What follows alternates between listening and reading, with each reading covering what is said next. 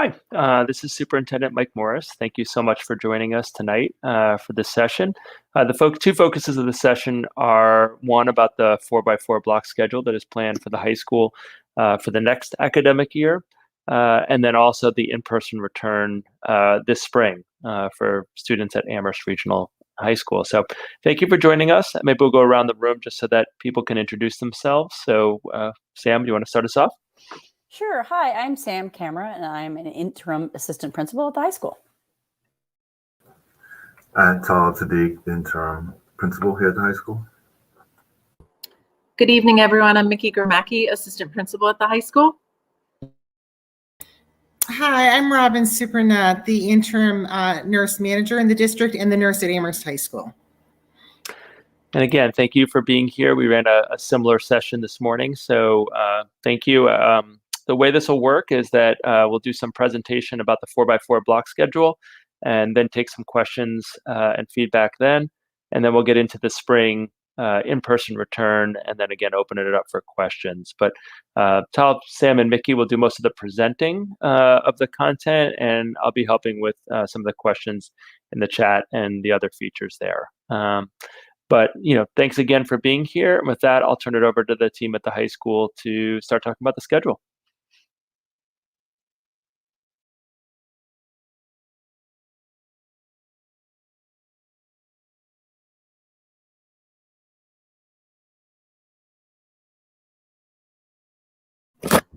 Hi, everyone. So we are here to talk about the 4x4 block schedule, which will be our schedule for next year.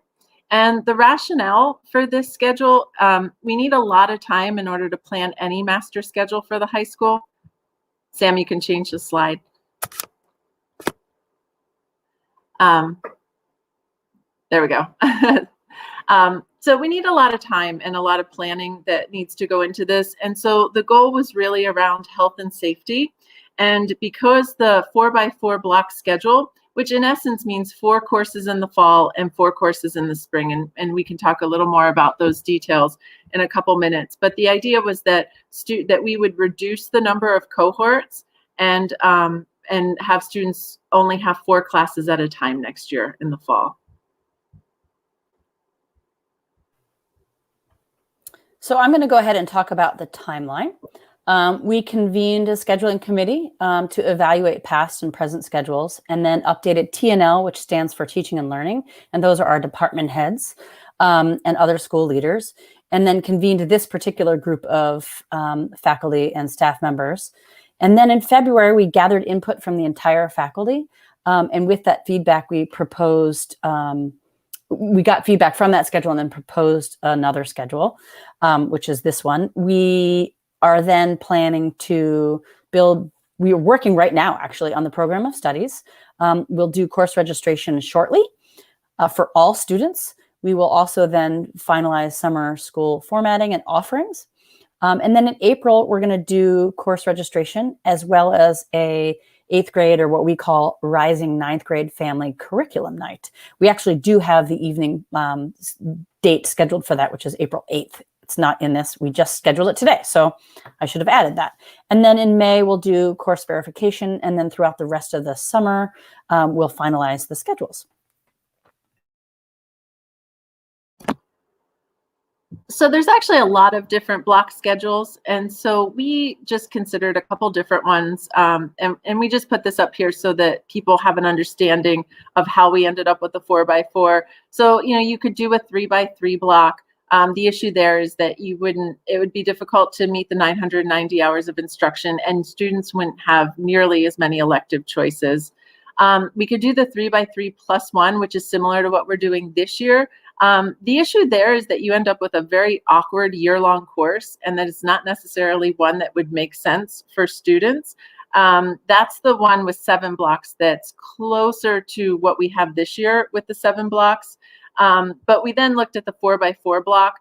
That also gives students extra elective opportunities. And we recognize that this year, because so many high school students are in a 3x3 without a D block, we wanted to give students additional elective opportunities for next year, in essence, to kind of make up for that. A very popular block schedule is an AB block. where students have courses all year, but they alternate every other day.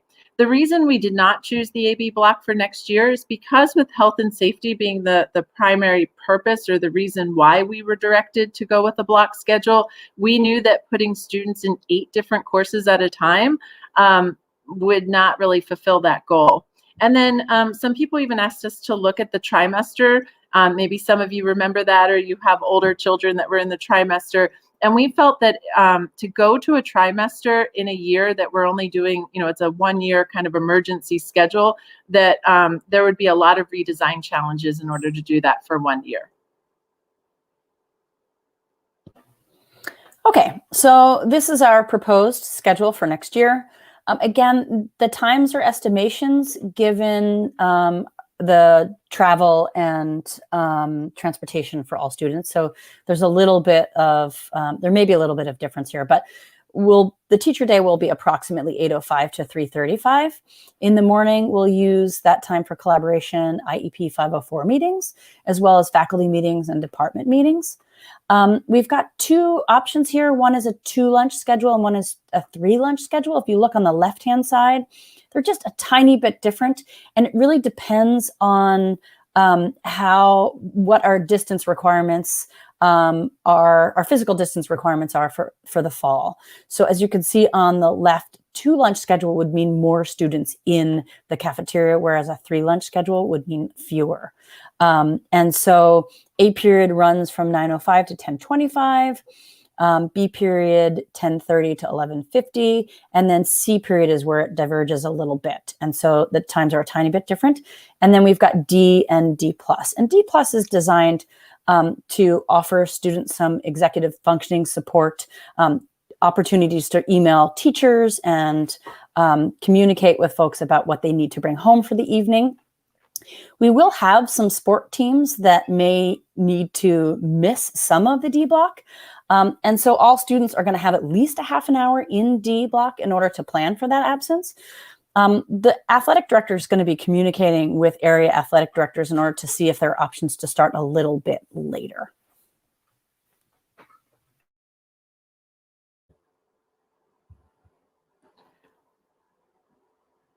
So as we look at frequently asked questions on our proposed schedule for next year, one of the questions that came up in light of this year is, what about music ensembles? So like most 4x4 blocks, we will have a music block that will alternate every other day with an academic course.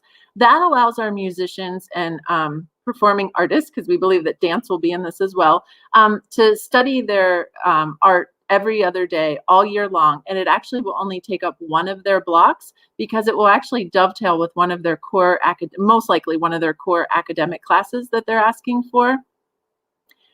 We're also choosing to run electives in quarters so that they will occur every 45 days. We think that that allows students to really maximize the wonderful elective program that we have at the high school and give students opportunities to try lots of different electives. Sometimes people ask if there'll be directed studies in a 4x4 block. We will not have directed studies next year. We think that spending a quarter of your day in a directed study, especially when you have fewer classes at a time, is not a good use of time. Yet it's really important that we embed extra help and support within those 80-minute blocks so that students feel like they have enough time to focus on their classes.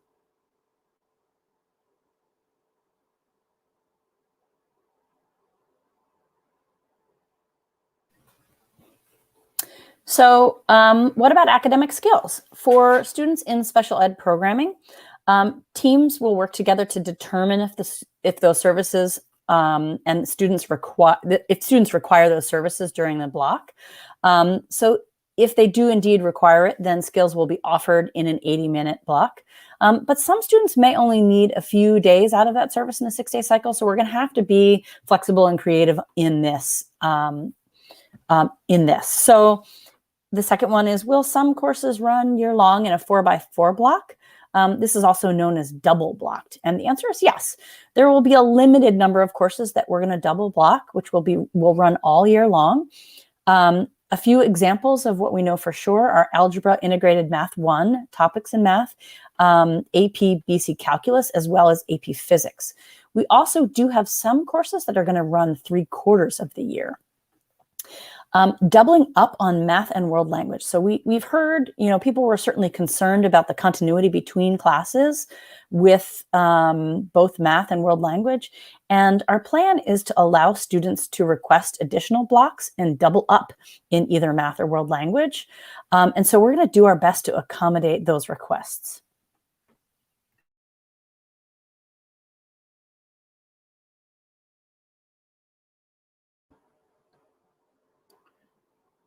So the 4x4 block that we're going to have next year, that's only a 1-year schedule. So the question comes up, what about the following year? So our plan is to take feedback in the fall and get input from students, staff, faculty, families, and determine whether or not we want to stick with a 4x4 schedule at Amherst High School, or if we want to return to the previous schedule, which is the 7-drop-1. That's actually the negotiated schedule with the APEA, but there is a memorandum of agreement that suggests that the principal can change the schedule, but there has to be a lot of community, student, and faculty input in order to do that. So we are going to engage in that process in the fall and review, the 7-drop-1, which many of you know from last year, as well as the 4x4. So if you're interested in learning more about the 4x4 block, locally, Northampton High School is in the 4x4 block. And one of the resources that our scheduling committee used was the work that Cambridge Ridge and Latin had done on the 4x4 block. So they've posted to their website a lot of resources that they used as they made the change to the 4x4 block.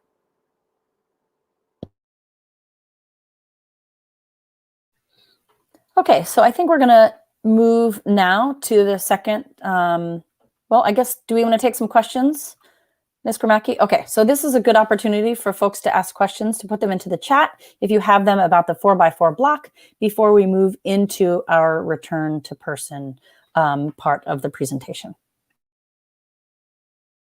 And just if you haven't done that before, towards the lower bottom right-hand corner of your screen, there should be sort of a blank line, and you can type anything in there. And it does take a little bit to get on the stream, 5-10 seconds. But any comments or questions that anyone has, you can type them in, and then the team here will try to answer them, as best as we can.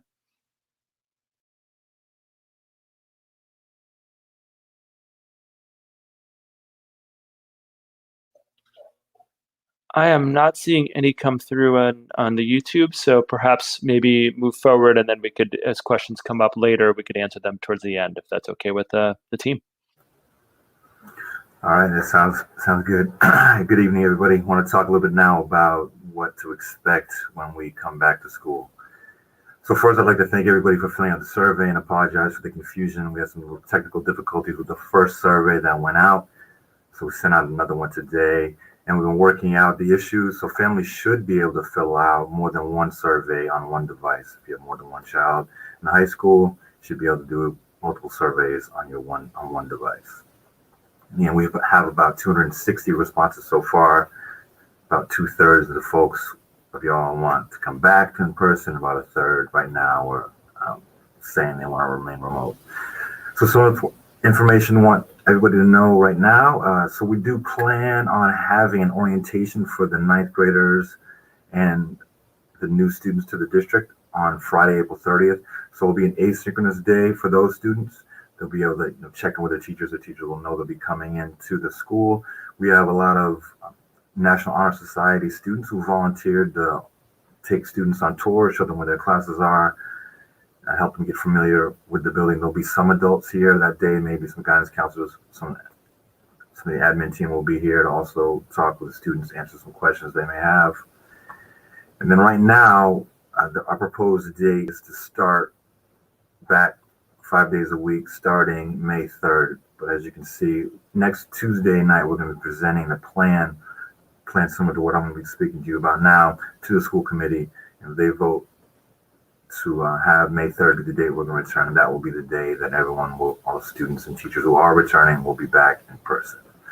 And most of the teachers will be returning and be in their classrooms. And so right now I want to kind of walk you through what a typical day will look like for the students who come back and for the students who remain remote. So the schedule is going to remain the same, except if you see it goes till 2:30. So we've added 10 minutes at the end of the day. And those 10 minutes we use mainly for organization, making sure students have a little extra time who are in person to talk to their teachers, the adults in the room with them, to get some extra help before they leave for the day. The class A period will still start at 9 o'clock and then still go to 11:20, and then B period is still 10:30 to 11:50. And then during the lunch block, that hour time period, half hour of it will be spent. Students will have the opportunity to eat. We're going to divide them up so there'll be kind of two lunch cohorts. So while some folks are eating, the other people who have D period will be in their D period with their D period teacher. And that will be remote for some folks and in person for others. And then they'll switch back. And then you can see C period is still the same. Now we are asking that at 2:30, when we're dismissing, that all the students do go back to their buses or to their families or walk, and they're going to be leaving the building. And at 2:30 to 3 time, for the teachers who are in the building, it'll be a time for them to give extra support to the students who are remote. Because the way it's going to look while the teachers and students are in the building, teachers can still be using the Google Classrooms that they've been using all year, teaching their lessons from in their classrooms, the ones that are here. And so students who are remote will be accessing it the same way they have. In the classroom, it will most likely be the Google Classroom projected onto a board and the whiteboard in the classroom. Teachers will be teaching, interacting with the students who are there, answering questions for the students who are remote. And again, that extra 2:30 to 3 time will be devoted strictly to the students who are remote, who didn't get a chance to ask questions, as many questions as they may have had during the school day. For students who have special education services, academic skills, for the ones who are in person, that will also happen during the half-hour lunch break. And for the ones who are remote, they'll still access it at the same time that they're accessing it currently. I went through that quickly, but we'll have a chance for you all to ask questions. Right now, I want to talk about some of the frequently asked questions that we've had. Excuse me. So one of them has really been about lunch. So again, we'll have 2 lunch cohorts. Right now, we plan by the time we get back, hopefully the weather will be warmer. Hopefully we won't get any of those New England May or April snowstorms. And the students will be outside for the most part. We'll also have spaces in the cafeteria where they can meet. We'll be able to spread the tables out, and a limited number of students at the tables. And there may also be an opportunity for students to eat in the classroom. We have to work out those details with the cafeteria folks, but they'll have a few different options and they'll know exactly where they can eat and on which days. So that is the one time when we can pretty much guarantee that students will be spaced 6 feet apart.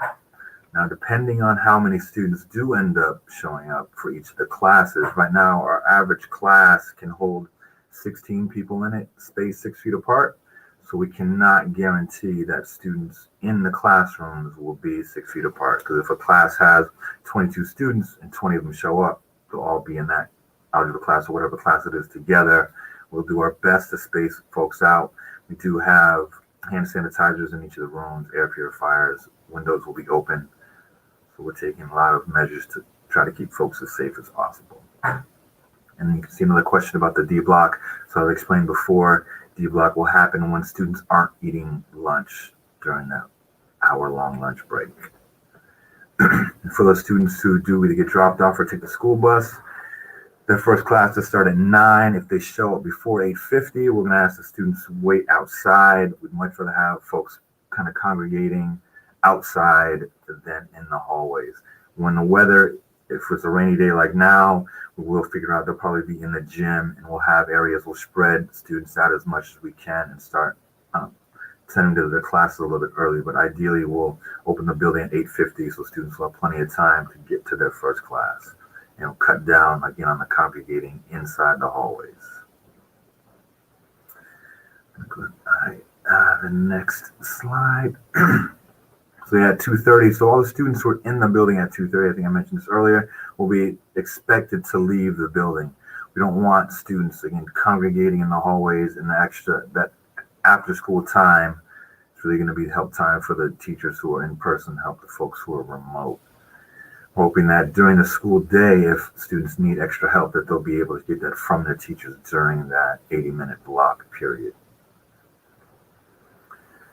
And yes, so we will have the orientation for the folks who are for the ninth graders and new students of district on April 30th of this year. And then at late summer, we will also have an orientation for all the rising ninth graders, current eighth graders, and also the current ninth graders now, because some of them won't be in the building until next year, the ones that remain remote. And even for those folks who come back in April, there'll be another opportunity for them to get more familiarized with the building, to learn about the new schedule and how it's going to affect them, and have an additional chance to speak with their teachers and the guidance counselors and hear more information.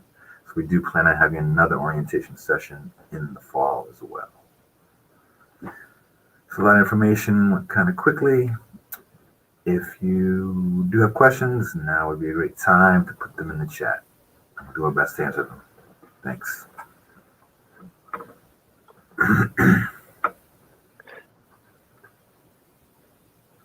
So while we're waiting for the questions to flow in, I know one of the ones, and I know you sort of addressed it on the FAQ, but how would you advise a family whose student wants to come in, but they're not quite sure, right? And they're worried about if they come in and they don't like it, what are they going to do? What advice would you give for families? Because I know we're hearing actually K to 12, some concerns about that. Right, so the advice would be to try it, to on the survey indicate that you do want to return in person. So we do want people to be really thoughtful in making their choice to remain remote or to return in person, but it's much less challenging for us to have students who come to school and we plan for them to take the bus and make accommodation for them in the class for them to then go remote.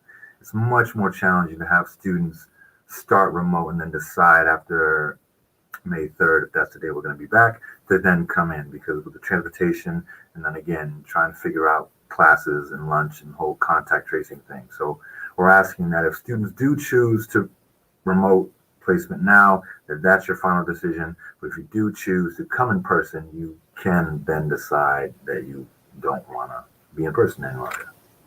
Perfect. I think that addresses another question that just came through. So thank you for Principal Sadiq for that.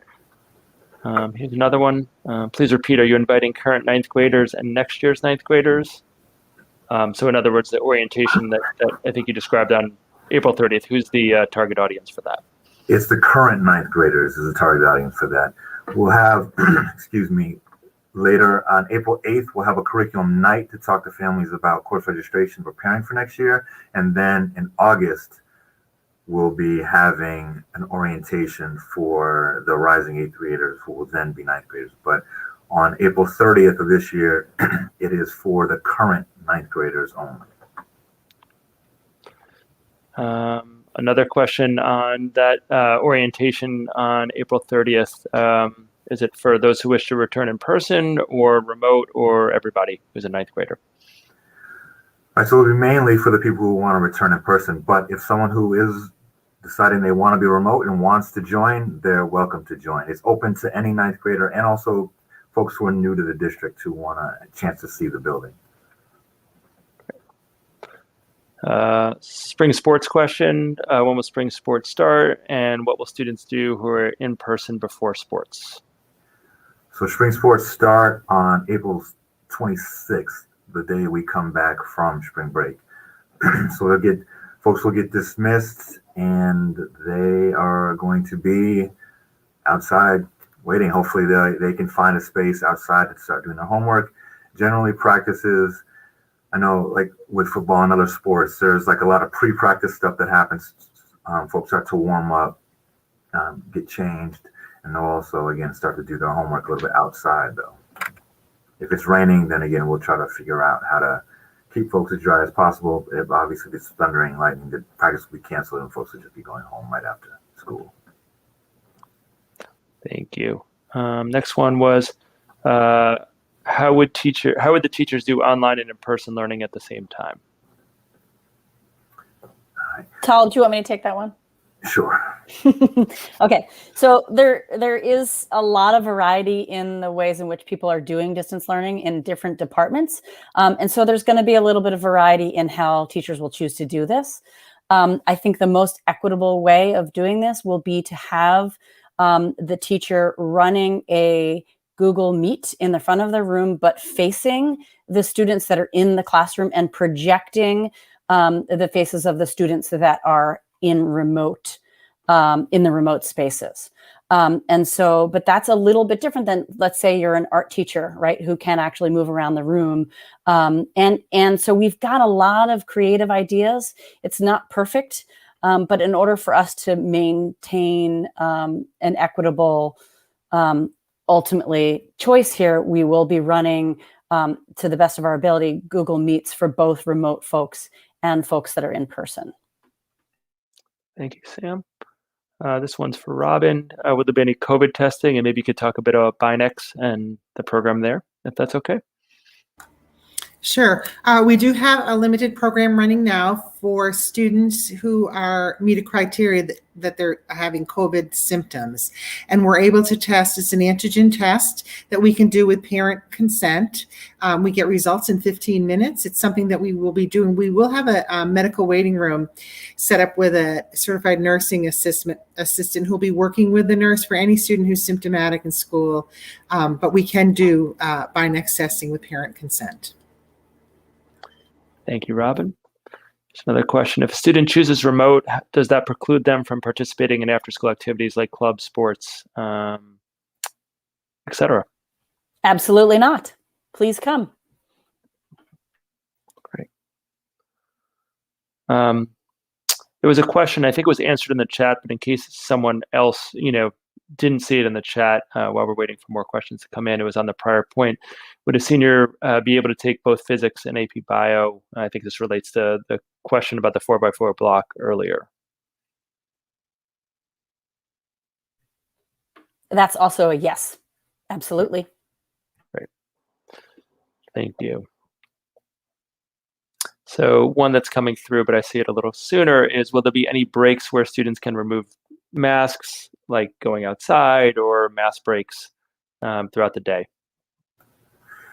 Yeah, that will be worked out by the individual teachers in their classrooms. And the plan is definitely to have mask breaks be part of their 80-minute classroom experience.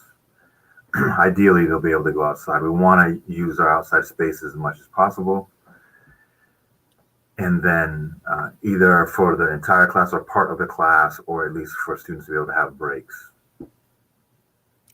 Yeah, and the other piece, which I think you referenced earlier, is that meal times will be, whether that's, breakfast or the lunch, certainly for lunch, is also a place where students will get a break from mask wearing as well.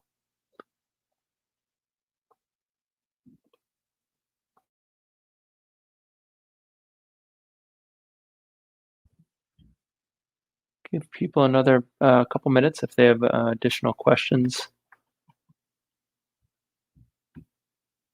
that they'd like to ask you.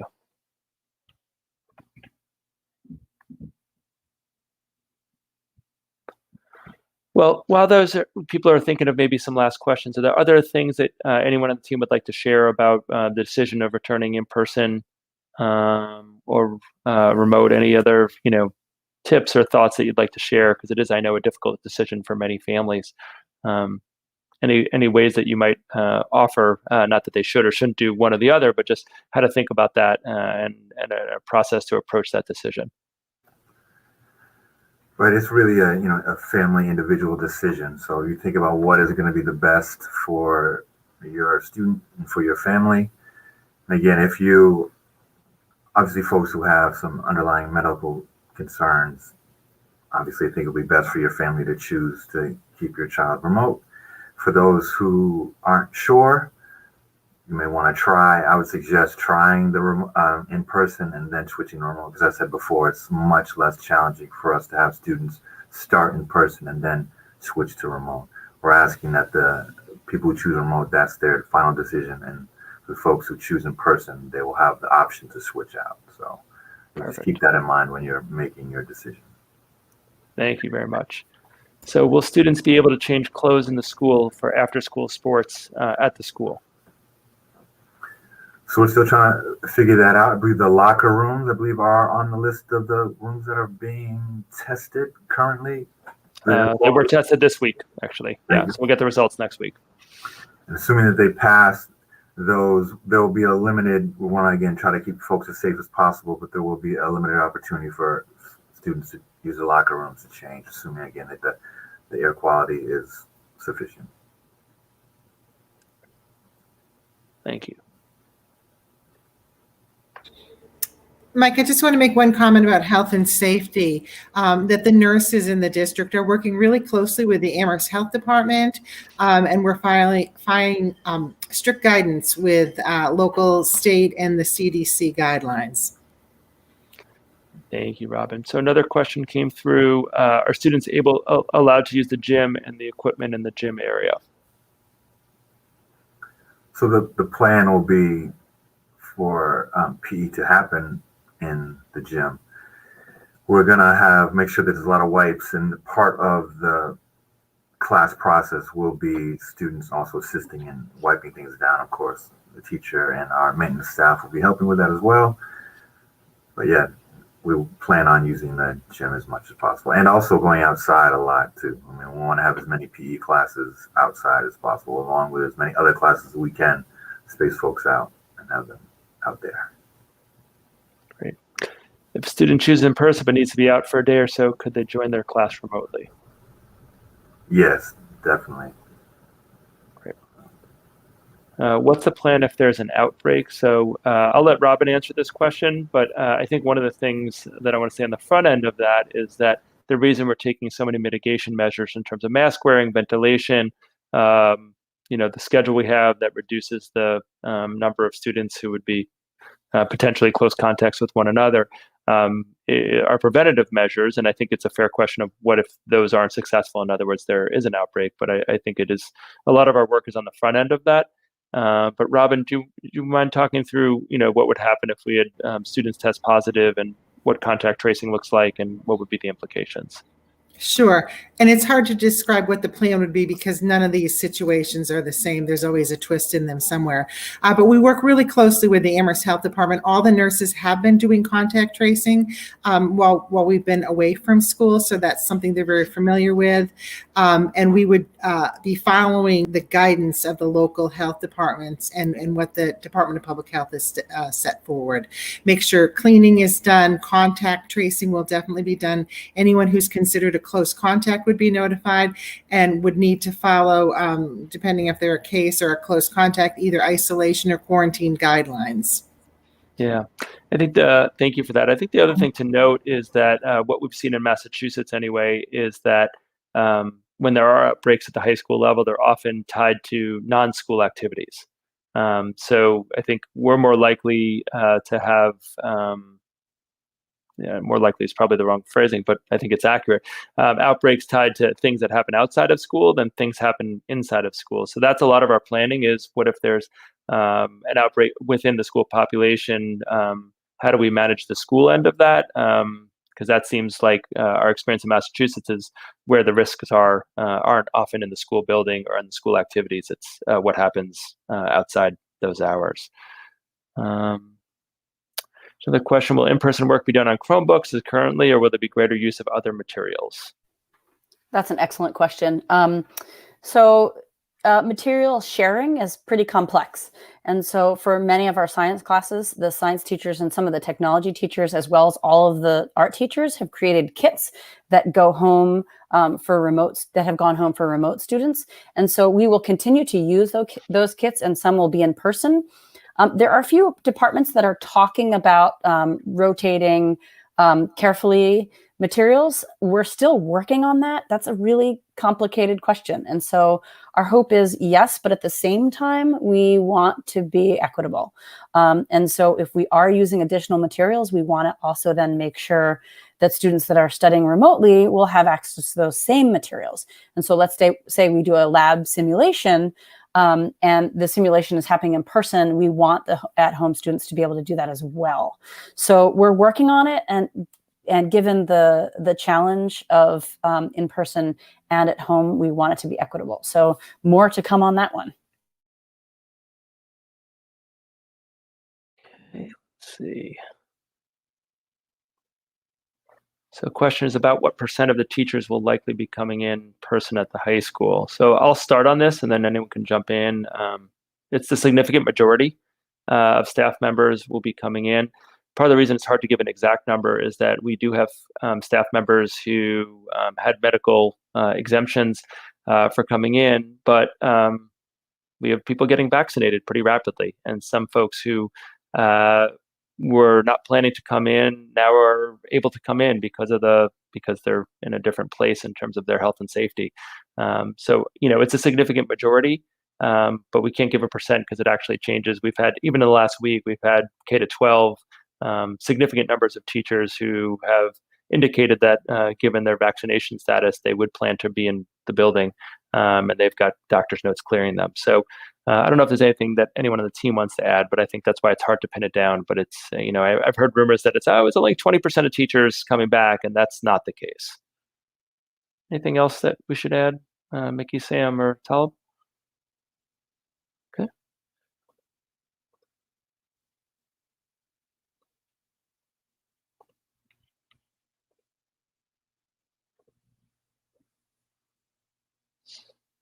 So I think as we maybe give another minute or two for any last questions, this meeting is being recorded. So this YouTube link that you're on right when we finish, it'll be accessible. So if anyone wasn't able to come, or you want to catch something you might have missed at the beginning, you don't need a new link or anything. It's the same link that you're on from YouTube, and it'll be accessible indefinitely. If there are friends that you couldn't make it, you could send them the link and they'll have full access to the full presentation. It sometimes takes a couple hours for the comments to come up, but we've been displaying them on the screen so that hopefully later viewers would be able to see them as well.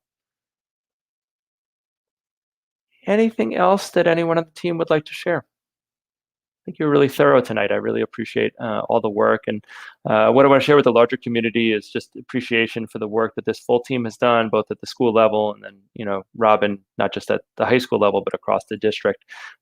These are obviously complicated times we're finding ourselves in, and we're trying to make the best to support every student. And there's some forced choices that come with that. And please know the complexity has been explored in incredible detail by this leadership team here, as well as faculty members at the regional high school. And we're going to do the best for our students, whether they choose in person or remote. And that's our job, to make sure we're taking care of all students. And we're not trying to leave anyone out of the learning, and want to make sure everyone has full access. So we appreciate everyone being on this call. If there are follow-up questions, please do get in touch with any of us. I think you get enough emails from anyone, all of us on this call, where you know how to get in touch with us. But certainly can easily get in touch with me, even if I have to, punt it to people at the school level. I'm happy to do that because I know you get a lot from me.